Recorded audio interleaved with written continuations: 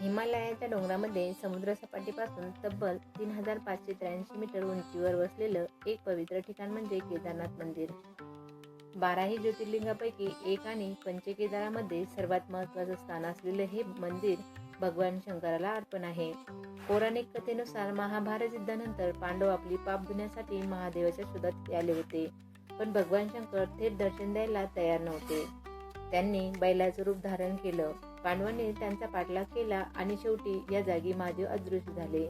असं मानलं जातं की शंकराच्या पाठीचा भाग इथे प्रगट झाला आणि याच ठिकाणी आजचं केदारनाथ मंदिर उभं आहे. 8व्या शतकात आदी शंकराचार्यांनी या मंदिराचं बांधकाम केलं. विशाल दगडांनी उभारलेले हे मंदिर आजही हिमवर्षाव, वादळ आणि नैसर्गिक संकट सहन करत अभिमानाने उभं आहे. 2013च्या महाप्रलयानंतर मंदिर अक्षरशः अबाधित राहिलं, हे देखील एक मोठा चमत्कार मानला जातो.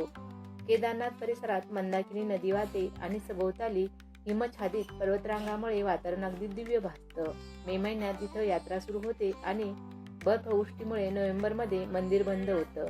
मंदिर बंद झाल्यावर भगवान केदारनाथाची पूजा उखीमठ येथे केली जाते. श्रद्धा, अध्यात्म आणि निसर्ग सौंदर्याचा संगम म्हणजे केदारनाथ. इथे एकदा गेल्यानंतर अनुभव आयुष्यभर विसरता येणार नाही.